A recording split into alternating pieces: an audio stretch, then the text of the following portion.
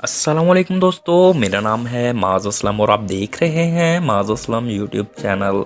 दोस्तों, अगर अल्लाह पाक के निज़ाम पर गौर करें तो उसकी बेहिसाब हिकमतें सामने आती हैं और इंसानी अकल हैरान और परेशान हो जाती है और ज़बान से बेख्तियार जारी होता है सुभान तेरी कुदरत।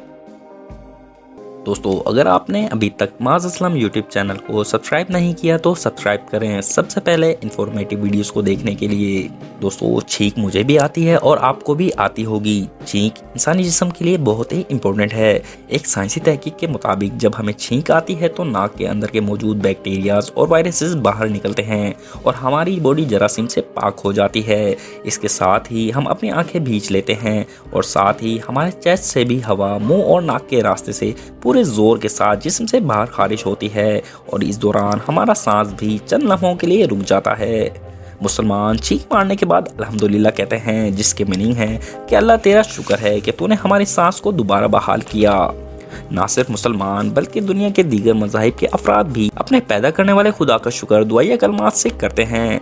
दोस्तों, क्या कभी आपने नोटिस किया कि हमें सोने के दौरान छींक नहीं आती? तो इस बारे में साइंसदानों का कहना है कि छींक एक फितरती अमल है जो नींद के बरक्स है और अगर छींक आए तो उसे रोके मत, क्योंकि इस तरह करने से ब्लड प्रेशर बढ़ता है और साथ में दिमाग की शरियानों पर भी जोर पड़ता है जो कि आपकी सेहत के लिए नुकसानदेह है। दोस्तों, असल में छींकना वो अमल है जिसमें नाक को तंग करने वाले बैक्टीरियाज का खात्मा करना होता है। जब आपकी नाक के अंदर वाले हिस्से में गुदगुदी होती है तो आपके दिमाग को एक खास मैसेज भेजा जाता है जिसे स्नीज सेंटर कहा जाता है। फिर स्नीज सेंटर एक मैसेज उन तमाम पट्टों को भेजता है जिसे एक अमल सरअंजाम देना होता है और उसे हम आम लफ्जों में छींक कहते हैं। दोस्तों, क्या आप जानते हैं कि हर बार छींकते हुए हमारी आंखें क्यों बंद होती हैं?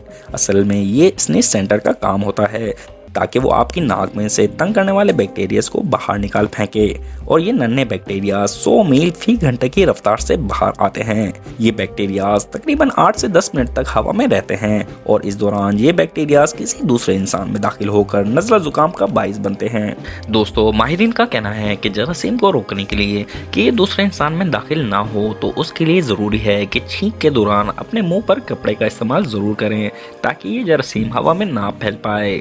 दोस्तों, छींक एक कुदरती अमल है जिसे रोक तो नहीं सकते, लेकिन छींक के दौरान एहतियात करते हुए दूसरे लोगों को बीमार होने से बचा जरूर सकते हैं। कोई भी चीज़ जो कि आपकी नाक को तंग करे आपको छींकने पर मजबूर कर सकती है। आमतौर पर गर्दूबार, ठंडी हवा और सियाह मिर्च इसकी वजह बनते हैं। दोस्तों, हर 3 में से एक शख्स सूरज की रोशनी में आकर छींकता है और इस अमल को फोटिक स्नेस कहा जाता है। असल में फोटिक का मतलब है रोशनी। ये आपको वालिदैन की तरफ से मिलता है क्योंकि ये एक विरासती खुसूसियत है। दोस्तों, उम्मीद करता हूँ आज की वीडियो आपको पसंद आई होगी। वीडियो को लाइक करें, शेयर करें और माज़ असलम यूट्यूब चैनल को सब्सक्राइब करें।